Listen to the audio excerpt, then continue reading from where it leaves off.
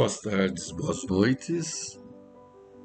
Dando continuidade à leitura do livro A Caminho da Luz, nesse 21 de janeiro de 2023, nós estamos no capítulo 21, em que foi descrita a ascensão e queda de Napoleão, né? Não pela figura, mas pelo que ele representou para a França como uma interrupção ao período de terror consequência da Revolução Francesa, né? E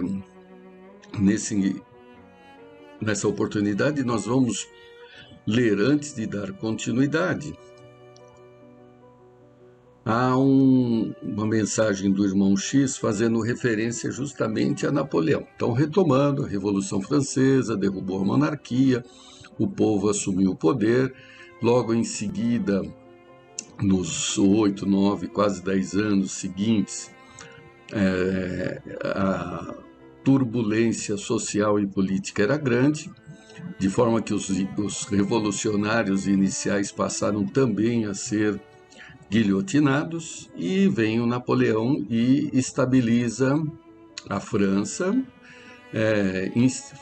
institui várias reformas políticas, e essas reformas passaram a influenciar o resto do mundo, né, com as ideias de liberdade, igualdade, fraternidade, que inspiraram outros povos a enfrentarem as suas monarquias locais. Obviamente que esses imperadores de outros países se uniram para tentar conter os efeitos da Revolução e o próprio Napoleão. Mas as conquistas realizadas naquela época permanecem até hoje, tal como o Código Civil, a importância da Constituição, que promoveu essa entrada no terceiro milênio, como nós vamos ler hoje. Depois, Napoleão acabou sendo vencido na sua batalha final, em Waterloo, e foi exilado numa ilha onde pôde dar início às reflexões íntimas sobre os próprios exageros no exercício do poder. Porém, vamos pegar aqui um pouquinho antes essa mensagem que ela dá uma ideia da importância de Napoleão e por que ele tinha essa importância.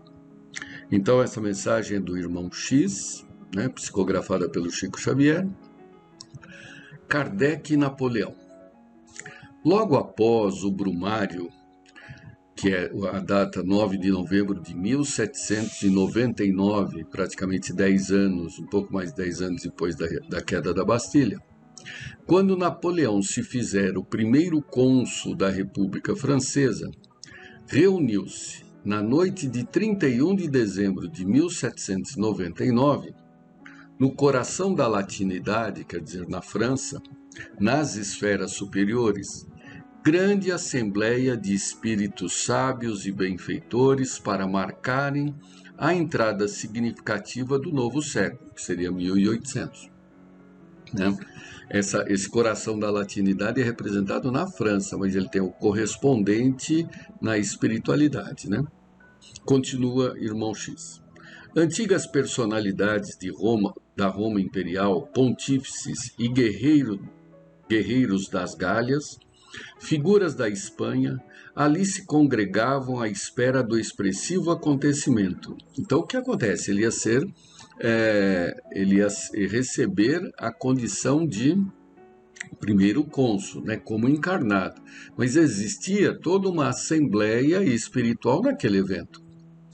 Legiões dos Césares, com seus estandartes, falanges de batalhadores do mundo gaulês e grupo de pioneiros da evolução hispânica, associados e múltiplos representantes das Américas, guardavam linhas simbólicas de posição de destaque. Mas não somente os latinos se faziam representados no grande conclave.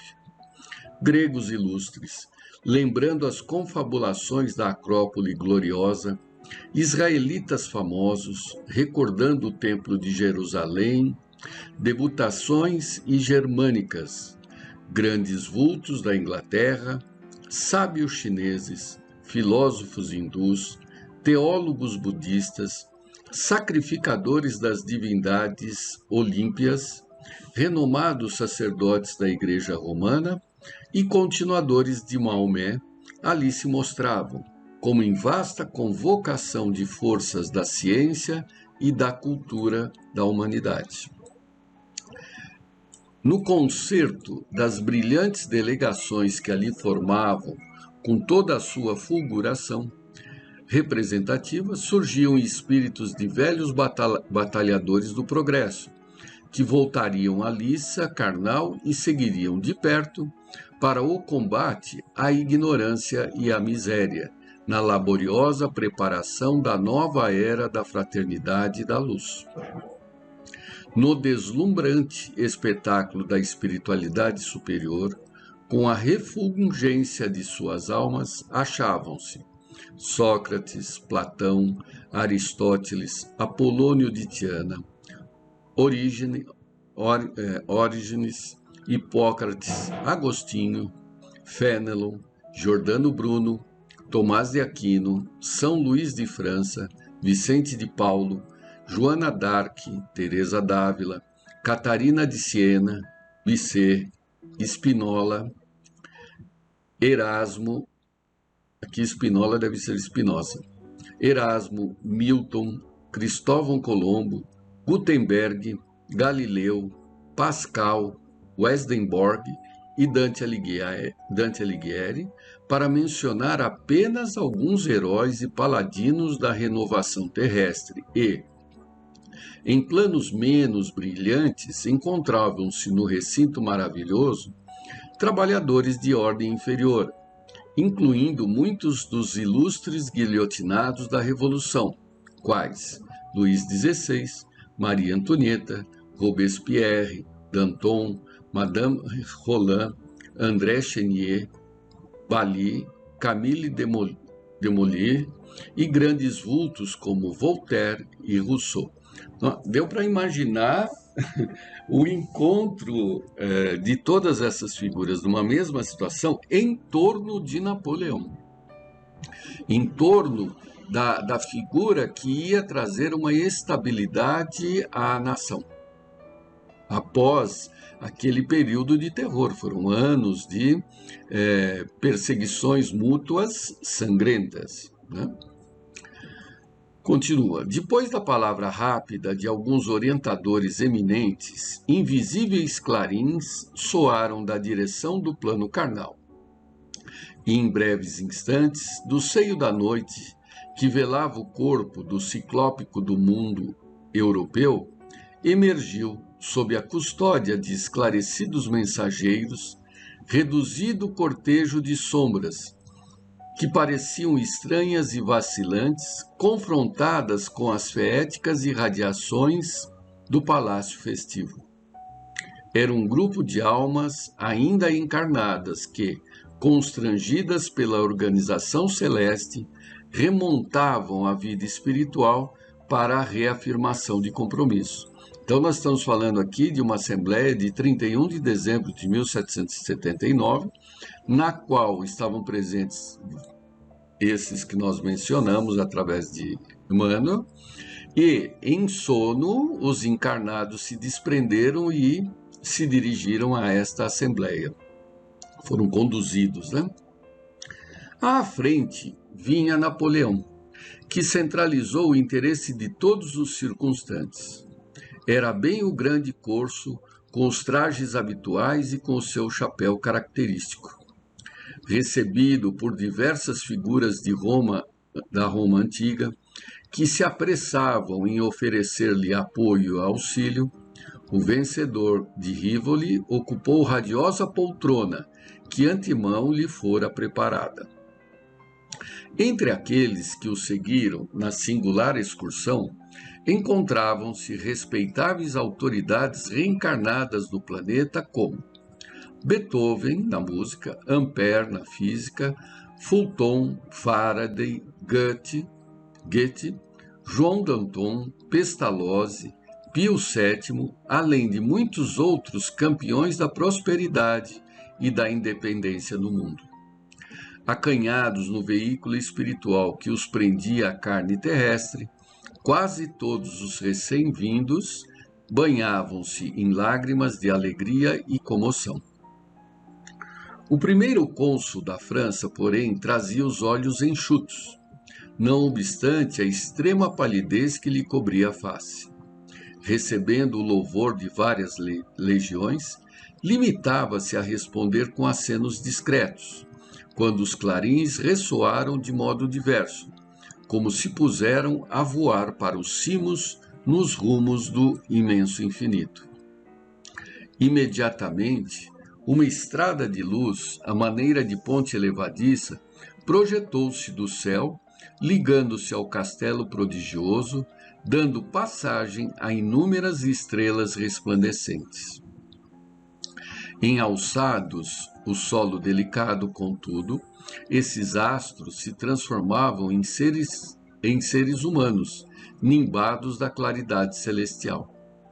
Dentre todos, no entanto, um deles avultava em superioridade e beleza, tiara rutilante na cabeça, como que a aureolar-lhe de bênçãos o olhar magnânimo, cheio de atração e doçura. Na destra, guardava um cetro dourado a recamar-se de sublimas cintilações. Ficou claro, né?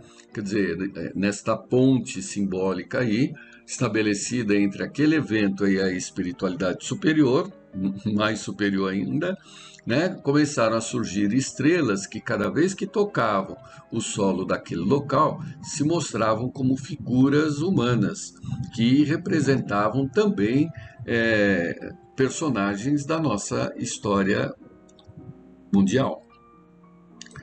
Musicistas invisíveis, através dos éfiros que passavam apressado, prorromperam num cântico de hosanas sem palavras articuladas. A multidão mostrou profunda reverência, ajoelhando-se muito dos sábios e guerreiros, artistas e pensadores, enquanto todos os pendões dos velixários arriavam silenciosos em sinal de respeito. Foi então que o corso se pôs em lágrimas e, levantando-se, avançou com dificuldade na direção do mensageiro que trazia o báculo de ouro, postando-se genuflexo diante dele. O celeste emissário, sorrindo com naturalidade, ergueu-o de pronto e procurava abraçá-lo, quando o céu pareceu abrir-se diante de todo e uma enérgica e doce, forte como a ventania e veludosa como a ignorada melodia da fonte, exclamou para o Napoleão, que parecia eletrizado de pavor e júbilo ao mesmo tempo: Irmão e amigo, ouve a verdade que te fala em meu espírito. Eis-te à frente do apóstolo da fé, que sob a égide do Cristo descerá para a terra atormentada um novo ciclo de conhecimento. César ontem e hoje orientador, rende o culto de tua veneração ante o pontífice da luz. Renova perante o Evangelho o compromisso de auxiliar-te à obra renascente. Aqui se congregam conosco lidadores de todas as épocas, patriotas de Roma e das Gálias, generais e soldados que te acompanharam nos conflitos da Farsália, de Tapso e de Munda, remanescentes das batalhas de Geórgia e de Alésia, que te surpreendem com simpatia e expectação. Antigamente, no trono absoluto, pretendias-te descendente dos deuses para dominar a terra e aniquilar os inimigos. Agora, porém, o Supremo Senhor concedeu-te no berço uma ilha perdida no mar, para que não te esqueças da pequenez humana, e determinou voltasses ao coração do povo que outrora humilhaste e escarneceste, a fim de que lhe garantas a missão gigantesca junto da humanidade no século que vamos iniciar. Colocado pela sabedoria celeste, na condição de timoneiro da ordem, no mar de sangue da revolução, não ouvides o mandato para o qual fostes escolhidos. Não acredites que as vitórias das quais fostes investidos para o consulado deram-se atribuídas exclusivamente ao teu gênio militar e político. A vontade do Senhor expressa-se nas circunstâncias da vida. Unge-te de coragem para governar sem ambição e reger sem ódio. Recorre à oração e à humildade para te não arrojes aos precipícios da tirania e da violência.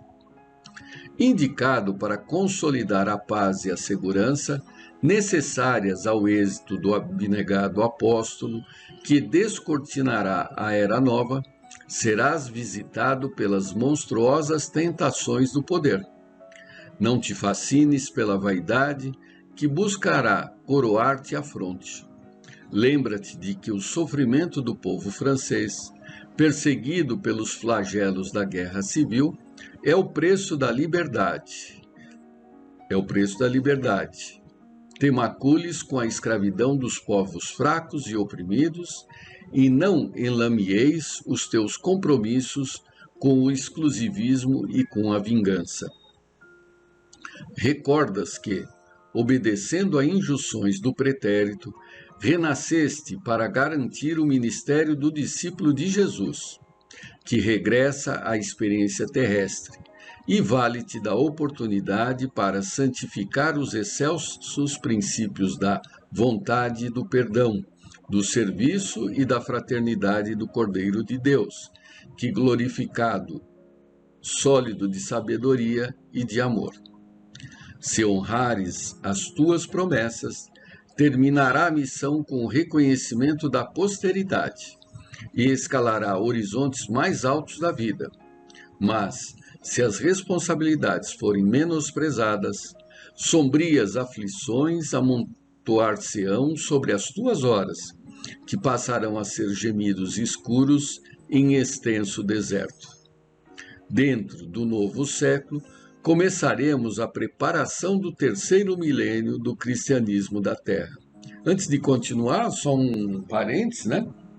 Veja, aqui está mais do que claro que Napoleão era um missionário e que detinha o apoio e a proteção da espiritualidade superior, o que não lhe garante o sucesso da empreitada. Ele tem todas as possibilidades para acertar e marcar o seu nome na história e, com isso, chancelar a condição de ocupar outras posições celestiais. Porém, da mesma forma, pode falhar. E se falhar, que é uma possibilidade, colherá os próprios frutos dos desatinos.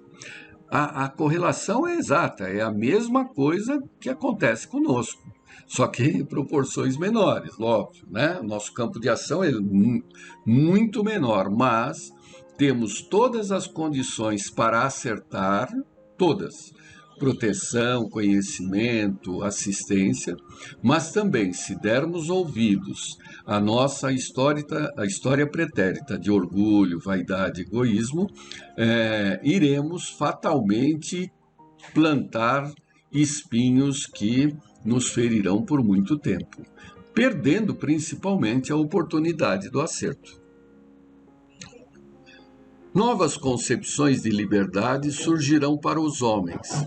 A ciência erguer-se-á a indefiníveis culminâncias. as nações cultas abandonarão para sempre o cativeiro e o tráfico de criaturas livres, e a religião desatará os grilhões do pensamento, que até hoje encarceram as melhores aspirações da alma no inferno sem perdão. A figura sempre da religião, de céu e inferno, isso agora quem está falando é o Zé, e que a ideia de purgatório surgiu só no final da Idade Média, com Dante Alighieri, porque até então a Igreja Católica simplesmente colocava a existência de céu e inferno, ambos eternos. Continua aqui o Espírito. Confiamos, pois, ao teu Espírito valoroso, a governança política dos novos eventos, e que o Senhor te abençoe. Cânticos de alegria e esperança anunciaram nos céus a chegada do século XIX, 1800. E enquanto o Espírito de verdade, seguido por várias cortes resplandecentes, voltava para o alto, a inovidável assembleia se dissolvia. O apóstolo, que seria Allan Kardec, sustentando Napoleão nos braços, aconchegou-o de encontro ao peito e, acompanhando-o bondosamente, até religá-lo ao corpo de carne no próprio leito. Por Irmão X, médium Francisco Cândido Xavier. Então, só retomando aqui, essa estabilidade na França, trazida por Kardec, que era um missionário e de ampla experiência na história da humanidade em outras paragens, recebeu a missão de estabilizar a França e preparar para o reencarne de Kardec. Por que toda essa... Porque Kardec, ele representa aquele que vai codificar a terceira revelação, E o importante aqui, para que a gente tenha confiança sempre em Deus, nós não temos ideia do que foi a Revolução Francesa. Quer dizer, temos, basta ler a história um pouquinho, a gente verá que foi uma época muito conturbada, a revolução que se espalhou pelo mundo, muitas mortes, muitas injustiças, muitas traições, e tudo isto parecia que não tinha fim. Começou a Revolução Francesa e aí um contra o outro, uma verdadeira guerra civil veio, Napoleão, numa condição que, se vocês buscarem aí na história, é fácil entender, sem grandes privilégios na condição de militar, e acabou pela própria inteligência alçando a condição de líder da França e, à época, até do mundo. Agora, tudo isso para quê? Para servir de meio material, social, para receber o Espiritismo. Na próxima reunião, continuaremos sobre o tema. Prazer em revê-los. Até mais.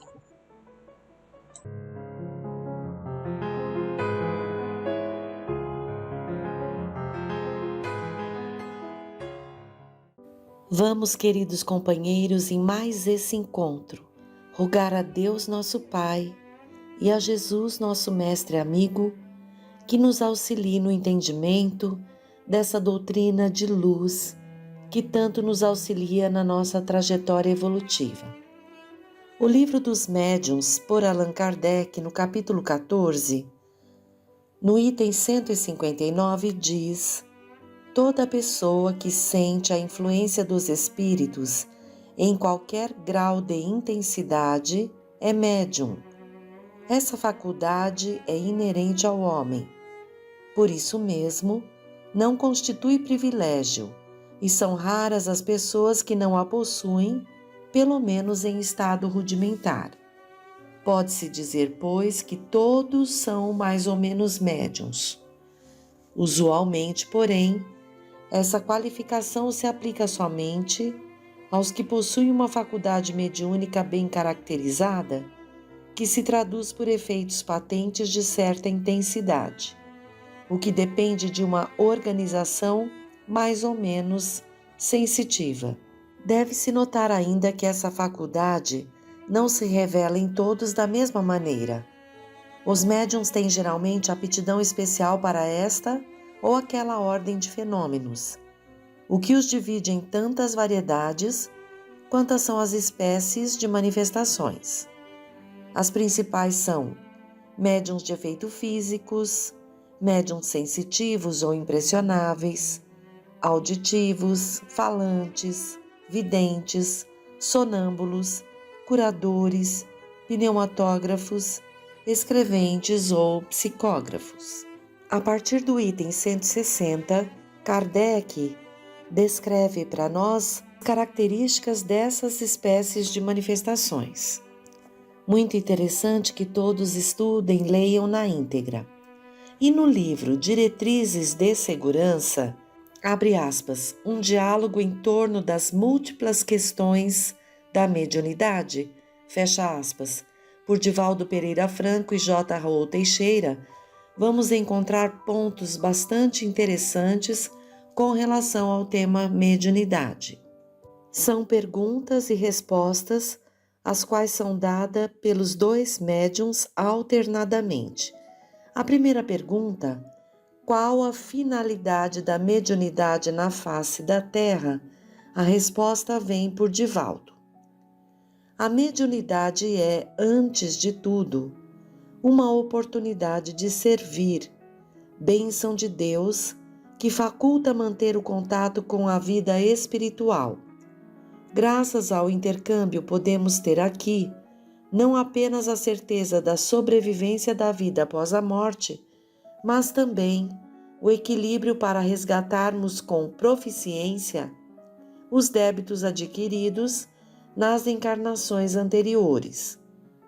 É graças à mediunidade que o homem tem a antevisão do seu futuro espiritual e, ao mesmo tempo, o relato daqueles que o precederam na viagem de volta à erraticidade, trazendo-lhe informes de segurança, diretrizes de equilíbrio e a oportunidade de refazer o caminho pelas lições que ele absorve do contato mantido com os desencarnados.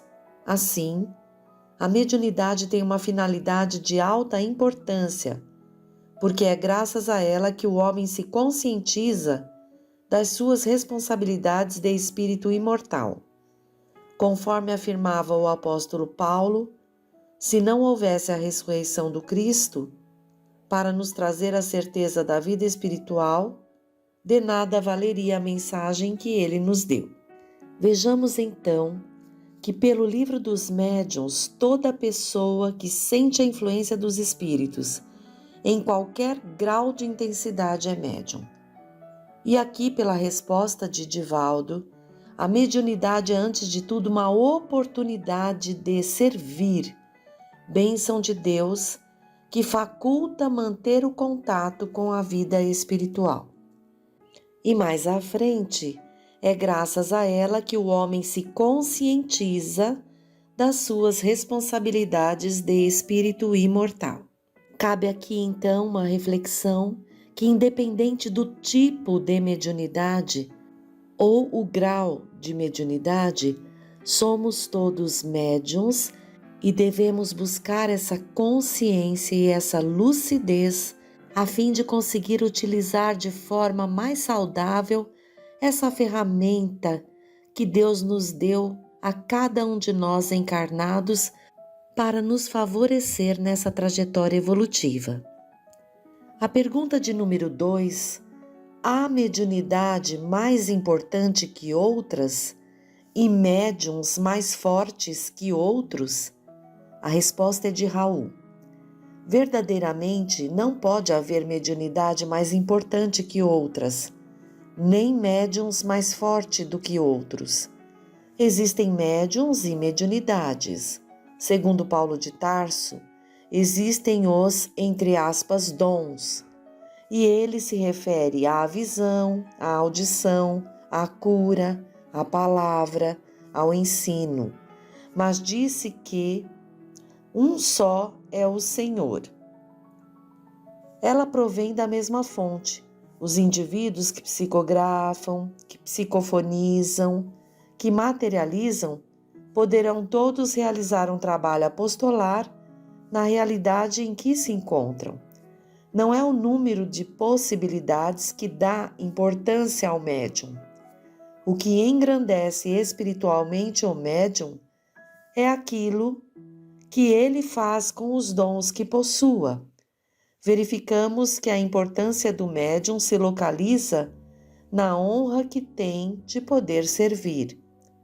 O médium mais forte que outro na doutrina espírita não existe, mas sim existem os que são mais dedicados que outros, mais afervorados que outros, que estão renunciando à matéria e efetuando o esforço do autoaprimoramento mais que outros. Isso ocorre, e é esse esforço para algo mais alto que confere ao médium ou a outro servidor qualquer melhores condições de estar à frente na lide. Mas isso não significa que o que venha na retaguarda não poderá alcançá-lo, realizando os mesmos esforços. Conversando oportunamente com um grupo de amigos, o nosso venerável Chico Xavier dizia para os companheiros que o questionavam que o dia em que não chora, não viveu. Depreendemos disso que, quanto mais se alteia a mediunidade, colocando aquele que dela é portador numa posição de destaque, numa posição de claridade, naturalmente, os que não desejam a luz atirarão pedras à lâmpada, tentando quebrá-la, quando não desejam derrubar o poste que a sustenta.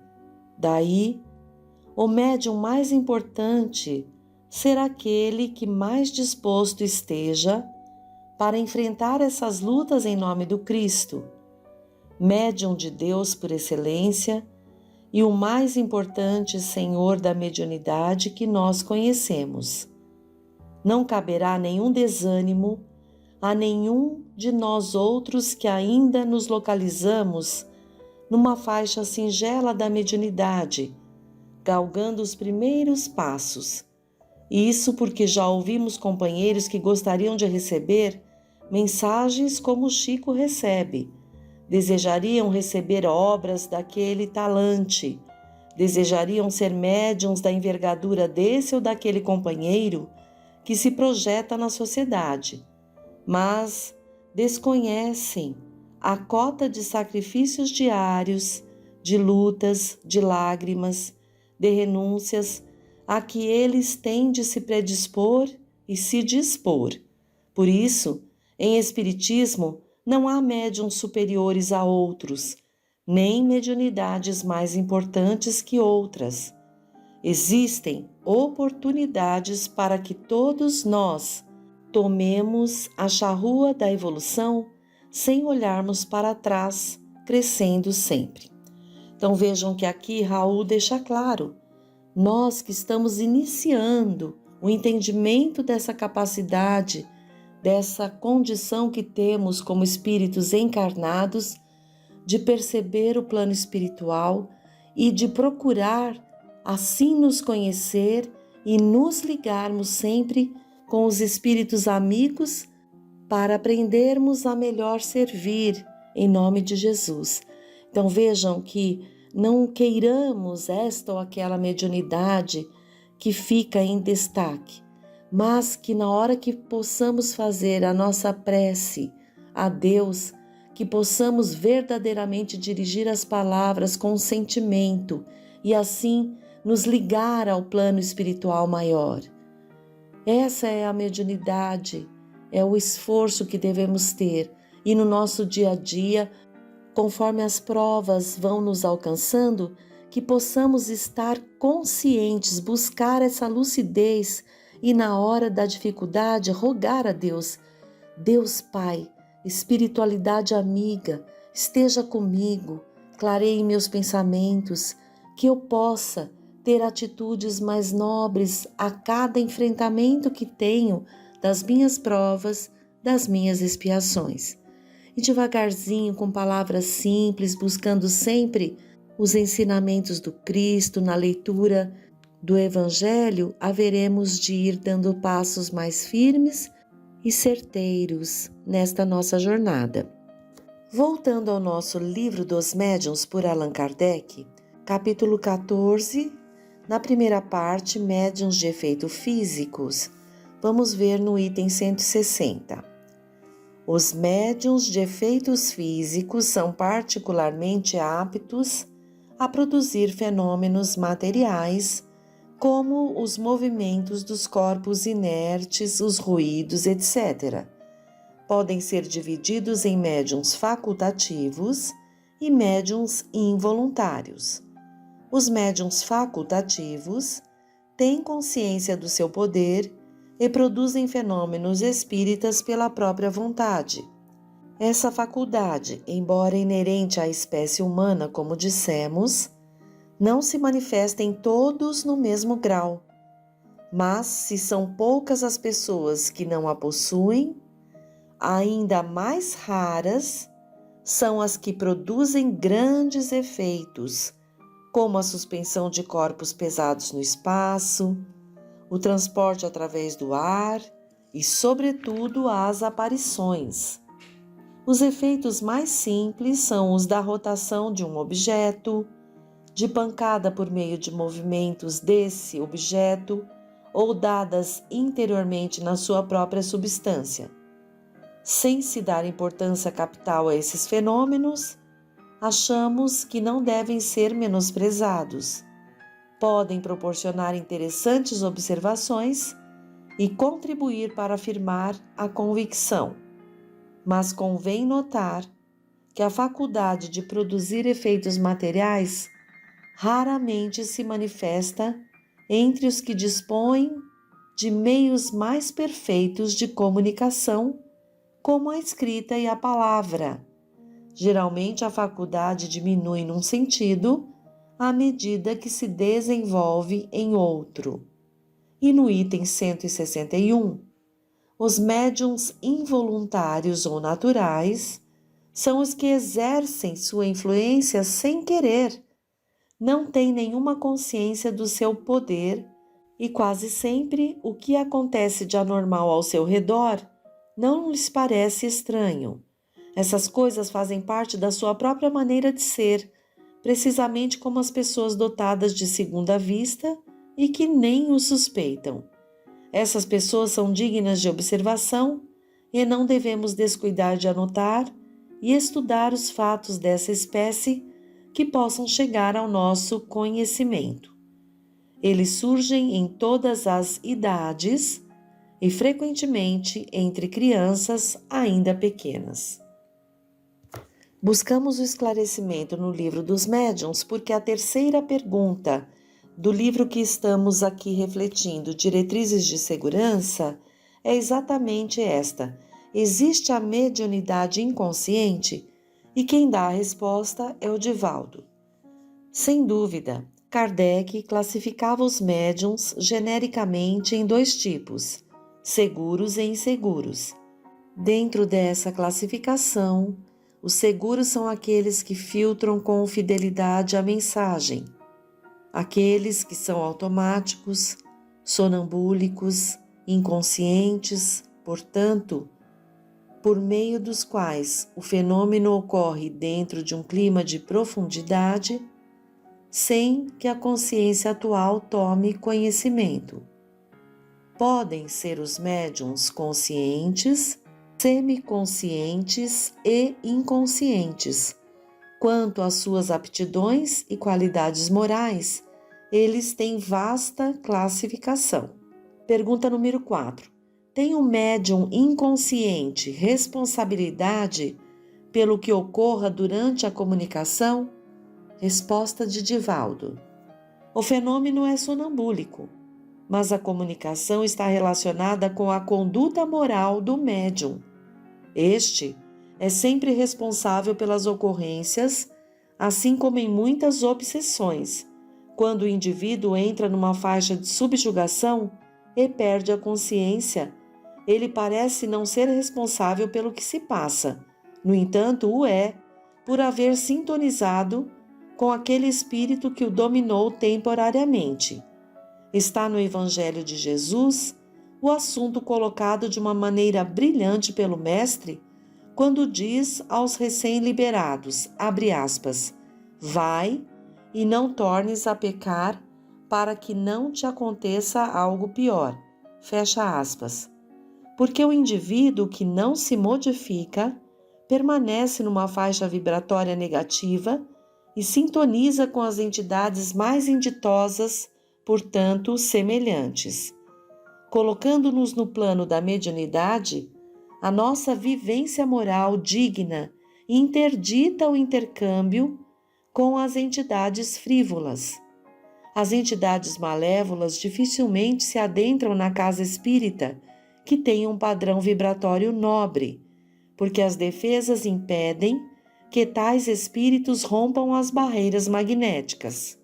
Mas a pessoa que se adentra sem o perseguidor deverá reformar-se enquanto está no ambiente espiritual. O que ocorre então?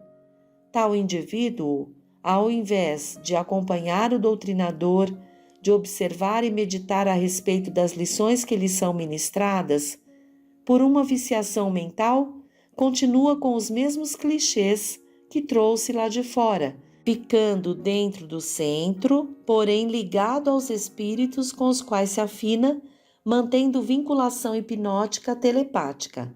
Há pessoas que não conseguem orar e quando vão orar ocorrem-lhe pensamentos de teor vibratório muito baixo. Na hora da prece, são assistidas essas pessoas por lembranças de coisas desagradáveis, vulgares, sensuais e não sabem compreender como isso lhes sucede. É resultado do hábito mental. Se nós, a vida inteira, jogamos para o inconsciente ideias depressivas, vulgaridades, criamos ideoplastias perniciosas. A nossa memória anterior ou subconsciente fica encharcada daquelas fixações. Na hora em que vamos exercitar um pensamento ao qual não estamos habituados, é lógico que, primeiro, aflorem os que são frequentes.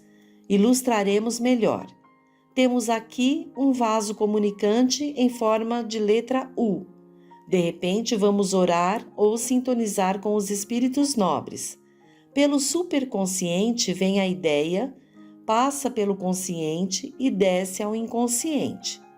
Ao passar por ali, recebe o enxerto das ideias arquivadas e chega novamente à razão, influenciada pela mescla do que está em depósito.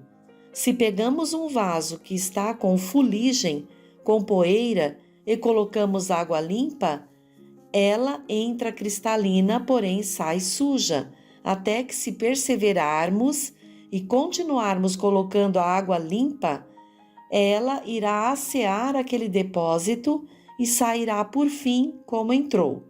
É necessário, então, porfiar na ideia, insistir nos planos positivos, permanecer nos pensamentos superiores, mas somos sempre responsáveis por quaisquer comunicações, desde que somos o fator que atrai a entidade que se vai apresentar, graças às nossas vibrações e conduta intelecto-moral. Muito importante essas palavras de Divaldo na resposta, porque deve nos ser um alerta, o vigiai e orai.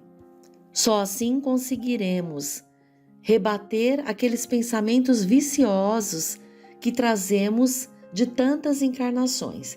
Então vamos lá, firmemente, orando e vigiando, haveremos de melhorar a nossa condição espiritual e também mediúnica, servindo melhor com o Cristo Jesus.